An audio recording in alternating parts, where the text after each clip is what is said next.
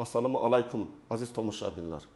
Bugun men sizlarga sentabr oyida 21 yoshdan oshgan fuqarolar, ayniqsa pensionerlar va pensiya yoshiga yaqinlashgan insonlar uchun juda muhim bo'lgan moliyaviy imkoniyatlar haqida gapirib beraman. Bu mavzuni o'tkazib yubormang. Chunki ko'pchilik odamlar aynan bilmaganligi sababli o'ziga tegishli pul, qo'shimcha to'lov, qayta hisob-kitob yoki ijtimoiy yordamdan foydalana olmay qoladi. Men bugun sizga oddiy tilda tushuntiraman. Avval qanday edi? Hozir nimalar o'zgargan? Kimlar albatta tekshirtirishi kerak? Kimlar xavotir olmasa ham bo'ladi? Qaysi hujjatlar kerak? Qayerga murojaat qilish zarur va eng muhimi, qanday xatolarga yo'l qo'ymaslik kerak? Agar siz 55 yoshdan oshgan bo'lsangiz, ota-onangiz, buvinggiz, bobongiz, turmush o'rtog'ingiz yoki qo'shningiz pensioner bo'lsa, bu videoni oxirigacha ko'ring. Hozirning o'zida kanalga obuna bo'ling, videoga like bosing. Chunki bunday ma'lumotlar ko'pincha odamlarning cho'ntagiga bevosita ta'sir qiladi.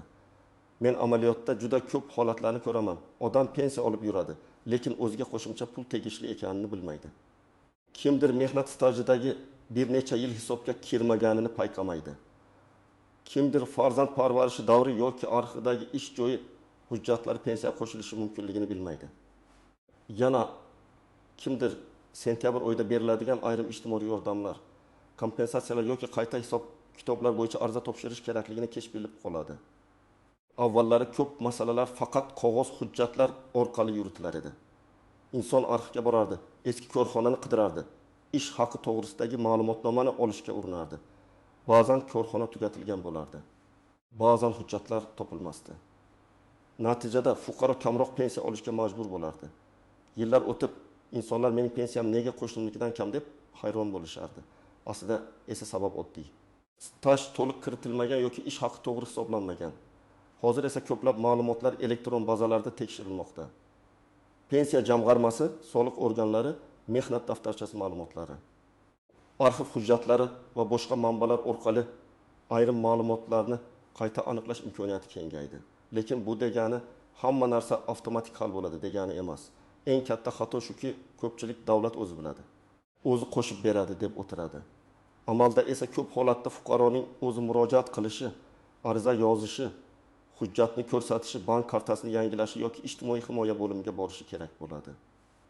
Sentabr oyining ahamiyati shundaki, bu davrda ko'pincha yilning ikkinchi yarmiga oid to'lovlar, budjet tashkilotlari bo'yicha o'zgarishlar, ijtimoiy yordam dasturlari, maktab mavsumi bilan bog'liq oilaviy xarajatlar, kommunal to'lovlar oldidan beriladigan ayrim ko'maklar va pensiya qayta hisob kitoblari bo'yicha murojaatlar ko'payadi. Shu sababli men bu mavzuni yoqimli moliyaviy kutilmagan sovg'a deb atayapman. Chunki ba'zi odamlar tekshirtirgandan keyin birdaniga qo'shimcha pul oladi. Ba'zilarga pensiya miqdori oshadi.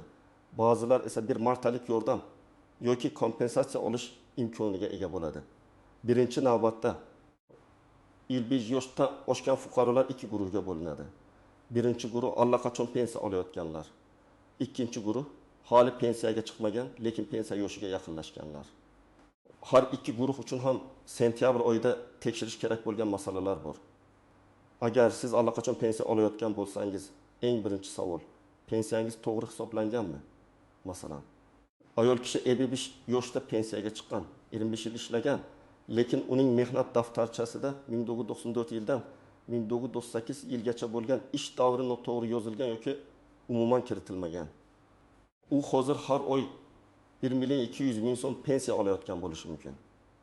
Agar o'sha 4 yil staj sifatida tan olinsa, pensiya miqdori shartlarga qarab oyiga 100.000 yoki 200.000 so'mga oshishi mumkin. Bu bir oy uchun kichikdek ko'rinadi, lekin bir yilga hisoblasak 1.200.000 so'mdan 2.100.000 so'mgacha farq qiladi. Agar qayta hisob kitob orqaga ham tatbiq etiladigan holat bo'lsa, fuqaro bir martalik qo'shimcha summa olishi ham mumkin. Ikkinchi misol, erkak kishi 60 yoshdan keyin pensiyaga chiqqan, lekin u sobiq sohozda yoki zavodda ishlagan davrini tasdiqlovchi hujjatlarni topa olmagan. Pensiya tayinlanganda 15 yil staj bilan hisoblangan. Keyin arxivdan hujjat chiqdi va yana 7 yil ish davri tasdiqlandi. Bunday holatda pensiya qayta hisoblanishi mumkin. Odam ko'p yillar davomida kamroq pul olib yurganini faqat hujjatni tekshirtirgandan keyin biladi. Men shuning uchun doim aytaman. Pensiya tayinlangan bo'lsa ham bu masala abadiy yopildi degani emas. Yangi hujjat topilsa qayta ko'rib chiqish imkoni bo'ladi. Uchinchi misol, ayol kishi farzandlarni parvarish qilgan, davrni stajga qo'shish mumkinligini bilmaydi. U men o'sha yillarda uyda o'tirganman, demak stajga kirmaydi deb o'ylaydi. Ammo ayrim qonuniy holatlarda bola parvarishi davrlari stajga kiritilishi mumkin. Buning uchun tug'ilganlik guvohnomalari, nikoh hujjatlari, yashash manzili bo'yicha ma'lumotlar yoki boshqa tasdiqlovchi hujjatlar kerak bo'lishi mumkin. Agar bu davrlar hisobga olinmasa, pensiya kamayib qoladi. To'rtinchi misol, pensioner ishlashda davom etadi. Ko'pchilik pensiyaga chiqqanman, endi ishlasam ham pensiyamga ta'sir qilmaydi deb o'ylaydi. Aslida ishlovchi pensionerlar bo'yicha ham ayrim holatlarda qayta hisob-kitob, sug'urta badallari, ish haqi ma'lumotlari, elektron mehnat tizimidagi yozuvlar ahamiyatga ega bo'lishi mumkin. Agar siz pensiyada bo'lib, sentyabr oyida ham rasmiy ishlayotgan bo'lsangiz, ish beruvchingiz sizni rasmiy ko'rsatganmi? Ish haqi to'g'ri aks ettirilganmi? Soliq va ijtimoiy to'lovlar bo'yicha ma'lumotlar bazaga tushyaptimi? Shularni tekshirish foydali. Kimlar albatta xavotir olib tekshirtirish kerak? Birinchidan, pensiyasi juda past bo'lgan, lekin uzoq yillar ishlaganini biladiganlar. Masalan, 30 yil mehnat qilgan odam pensiyasi 10 yil ishlagan odamnikiga yaqin bo'lsa, bu yerda savol bor. Ikkinchidan, mehnat daftarchasida o'chirilgan, tuzatilgan, muhri yo'q yoki korxona nomi noto'g'ri yozilgan joylar bo'lganlar. Uchinchidan, sobiq kolxoz, sovxoz, zavod, qurilish tashkiloti, kichik korxona yoki yopilib ketgan muassasalarda ishlaganlar. To'rtinchidan, ism familiyasi o'zgargan, nikohdan keyin familiya almashtirgan ayollar. Beshinchidan, hujjatlarda tug'ilgan sana, ism yoki otasining ismi bir joyda boshqacha, boshqa joyda boshqacha yozilganlar. Kimlar unchalik xavotir olmasa ham bo'ladi. Agar siz yaqinda pensiyaga chiqqan bo'lsangiz, barcha ish davrlaringiz elektron bazada to'liq aks etgan bo'lsa, pensiya tayinlash vaqtida barcha hujjatlaringizni tekshirtirgan bo'lsangiz va pensiya miqdori bo'yicha tushuntirish olgan bo'lsangiz, sizda katta muammo bo'lmasligi mumkin. Lekin baribir yiliga kamida bir marta pensiya hisob-kitobingizni ko'rib chiqish zarar qilmaydi. Chunki qonunchilik, indeksatsiya, nafaqa va kompensatsiya tartiblari o'zgarib turadi. Endi eng muhim nüanslarga o'tamiz. Birinchi nozik jihat, hamma pensionerga avtomatik sovg'a pul tushadi deb o'ylash noto'g'ri. Sentyabrda moliyaviy imkoniyat bo'lishi mumkin, lekin u kimlargadir pensiya oshishi, kimlargadir qayta hisob-kitob, kimlargadir ijtimoiy yordam, kimlargadir kompensatsiya, kimlargadir esa umuman tegmasligi mumkin. Shuning uchun men sizni shunchaki kutib o'tirishga emas, tekshirishga chaqiryapman. Ikkinchi nozik jihat, bank kartasi muammosi. Ba'zi pensionerlar pensiyani kartaga oladi, lekin kartaning muddati tugagan bo'ladi yoki bankdagi telefon raqami eski bo'ladi. Natijada pul kelgan bo'lsa ham odam SMS olmaydi, kartadan foydalana olmaydi yoki banka borishga majbur bo'ladi. Sentyabr oldidan bank kartangiz amal qilish muddatini tekshiring. Agar karta muddati tugayotgan bo'lsa, oldindan banka borib yangilang. Telefon raqamingiz o'zgargan bo'lsa, bankka albatta bildiring. Uchinchi nozik jihat, firibgarlar. Har safar pensiya, nafaqa, yordam puli haqida gap chiqqanda firibgarlar faollashadi. Ular telefon qilib, sizga sentyabr sovg'asi tushadi. Karta raqamingizni ayting, SMS kodni yuboring deyishi mumkin. Men qat'iy aytaman, hech kimga SMS kod bermang, karta pin kodingizni aytmang. Pasport rasmingizni noma'lum odamlarga yubormang. Rasmiy idoralar sizdan telefon orqali SMS kod so'ramaydi. Agar kimdir shunday qilsa, bu firibgarlik ehtimoli juda yuqori. To'rtinchi nozik jihat. Ijtimoiy yordam bilan pensiya bir xil narsa emas. Pensiya bu mehnat staji, ish haqi va qonunchilikka asoslangan doimiy to'lov. Ijtimoiy yordam esa oilaning daromadi, yashash sharoiti, ehtiyoj darajasi, nogironlik, yolg'iz yashash, boqmandalar borligi kabi mezonlarga qarab berilishi mumkin. Masalan, bir pensioner yolg'iz yashaydi, farzandlari boshqa viloyatda, daromadi faqat pensiyadan iborat. Bunday odam mahalla yoki ijtimoiy himoya organlari orqali ayrim yordam turlariga da'vogar bo'lishi mumkin. Boshqa bir pensioner esa farzandlari bilan birga yashaydi. Oilaviy daromad yuqori. U holda ijtimoiy yordam berilmasligi mumkin. Bu adolatsizlik emas, bu mezonlar farqidir. 5-nozik jihat, kommunal to'lovlar, dori-darmon xarajatlari va parvarishga muhtojlik. Ayrim keksa insonlar o'z huquqlarini bilmagani uchun dori darmon, reabilitatsiya, sanatoriy yo'llanmasi, parvarish xizmati yoki uy-joy sharoitini yaxshilashga oid dasturlardan xabarsiz qoladi. Agar sizda nogironlik guruhiy bo'lsa, surunkali kasalliklar bo'lsa, doimiy parvarishga ehtiyoj bo'lsa, buni oddiy pensiya masalasidan alohida ko'rib chiqish kerak. Tibbiy ma'lumotnoma, nogironlik hujjati, poliklinika xulosasi, mahalla tavsiyanomasi kabi hujjatlar kerak bo'lishi mumkin. 6-nozik jihat, qayta hisob-kitob hamma vaqt ham katta pul bermaydi. Ba'zan odam 10 yil staj topdim deb o'ylaydi. Lekin u davr qonuniy jihatdan hisobga kirmasligi yoki ma'lumotlar yetarli bo'lmasligi mumkin.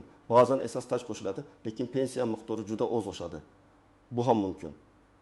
Lekin men buni baribir tekshirtirish kerak deyman. Chunki siz tekshirtirmasangiz umuman bilmay qolasiz.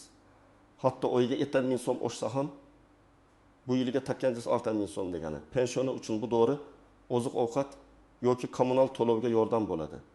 7-nozik jihat. Familiya va hujjatlardagi xatolar. Masalan, pasportda Karimova yozilgan, eski mehnat daftarchasida Karimova bo'lib ketgan. Yoki tug'ilganlik sanasi bir hujjatda 2 sentyabr, boshqasida 22 sentyabr. Bunday mayda xato oddiy ko'rinsa ham pensiya stajini tasdiqlashda muammo tug'dirishi mumkin. Shuning uchun hujjatlarni oldindan solishtiring. Agar xato bo'lsa, uni sud orqali yoki tegishli idora orqali aniqlashtirish kerak bo'lishi mumkin. Endi men sizga aniq qadamlarni aytaman. Birinchi qadam: o'zingizning barcha hujjatlaringizni bir joyga yig'ing. Pasport yoki ID karta, pensiya guvohnomasi, mehnat daftarchasi, eski ish joylaridan ma'lumotnomalar, ish haqi haqidagi arxiv hujjatlari, diplom yoki harbiy xizmat hujjati, bolalarning tug'ilganlik guvohnomalari, nikoh yoki ajrim guvohnomasi, nogironlik bo'yicha hujjatlar bo'lsa, barchasini alohida papkaga soling. Hujjatlarni rasmga olib telefoningizda ham saqlab qo'ying, lekin begonalarga yubormang. Ikkinchi qadam: pensiya hisob kitobingizni tekshirtiring. Buning uchun yashash joyingizdagi pensiya jamg'armasi bo'limiga murojaat qilishingiz mumkin. Murojaatni oddiy qilib yozing. Mening pensiyam tayinlanishida hisobga olingan mehnat stajim va ish haqi ko'rsatkichlarini tekshirib berishingizni, agar qo'shimcha hujjatlar asosida qayta hisob kitob qilish mumkin bo'lsa, qonuniy tartibda ko'rib chiqishingizni so'rayman. Arizani 2 nusxada yozish yaxshi. Bittasini topshirasiz, ikkinchisiga qabul qilinganligi haqida belgi qo'ydirib olasiz. 3-qadam: agar eski ish joyingiz hujjatlari yo'q bo'lsa, arxivga murojaat qiling. Korxona yopilgan bo'lsa ham uning hujjatlari tuman, shahar yoki viloyat arxivida saqlanishi mumkin. Arxivga murojaatda ish joyi nomi, taxminiy ishlagan yillaringiz, lavozimingiz, korxona joylashgan manzil, eski familiyangiz bo'lsa, uni ham yozing. Masalan, men 1996-1992 yillarda falon zavodda tikuvchi bo'lib ishlaganman. O'sha davr bo'yicha ish stajim va ish haqi haqidagi ma'lumotnomani berishingizni so'rayman. Qanchalik aniq yozsangiz, hujjat topilishi shunchalik oson bo'ladi. 4-qadam: mahallaga va ijtimoiy himoya bo'limiga murojaat qiling. Agar siz yolg'iz yashasangiz, daromadingiz past bo'lsa, parvarishga muhtoj bo'lsangiz yoki dori-darmonga ko'p pul ketsa, mahalla xodimiga vaziyatingizni tushuntiring. Menga qanday ijtimoiy yordam turlari tegishi mumkin? Ro'yxatga olish yoki baholash tartibi qanday deb so'rang. Ba'zi odamlar uyaladi, men so'ramayman deydi. Lekin bu qonuniy ijtimoiy himoya. Agar sizga tegishli bo'lsa, foydalanishingiz kerak. 5-qadam: bank kartangizni tekshiring. Karta muddati, SMS xizmati, telefon raqami, bank ilovasi ishlashi, PIN kodni eslash. Karta bloklanmaganligi, bularning hammasini oldindan aniqlang. Agar pensioner ota-onangiz telefondan yaxshi foydalana olmasa, ularga yordam bering, lekin ularning kartasini o'zingizda olib qolmang. Kodlarni begona odamlarga aytmang. Eng yaxshi yo'l bankka birga borib, rasmiy xodimdan tushuntirish olish. 6-qadam: MyKubuz yoki boshqa rasmiy elektron xizmatlardan foydalanishni o'rganing. Agar o'zingiz qiynalsangiz, farzandingizdan, ishonchli qarindoshingizdan yoki mahalladagi mas'ul xodimdan yordam so'rang. Elektron murojaat yuborishning afzalligi shundaki, sizda murojaat raqami qoladi va javobni kuzatishingiz mumkin. Lekin yana takrorlayman, faqat rasmiy saytlar va rasmiy ilovalardan foydalaning. 7-qadam: javobni kutayotganda jim qolmang. Agar arizangizga belgilangan muddatda javob kelmasa, qayta murojaat qiling.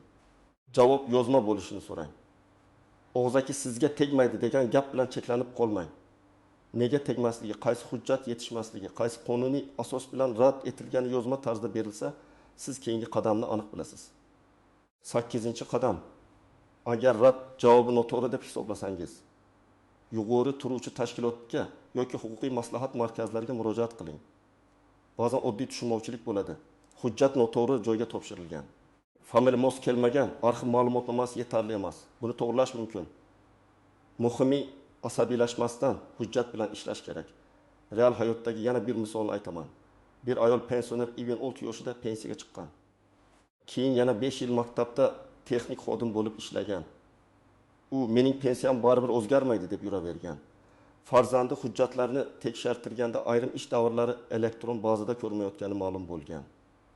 U arxivdan ma'lumotnoma oldi. Pensiya jamg'armasiga ariza berdi. Natijada pensiyasi oz bo'lsa ham o'shdi va bir martalik farq puli tushdi. Bu millionlab so'm bo'lmasligi mumkin. Lekin pensioner uchun har oy qo'shimcha pul juda muhim. Yana bir holat. Keksa erkak kartasiga pul tushmagan deb o'ylagan. Aslida pensiya tushgan, lekin kartasi muddati tugagan va u bankdan yangi karta olmagan. U 3 oy davomida pul kelmayapti deb xavotirda yurgan.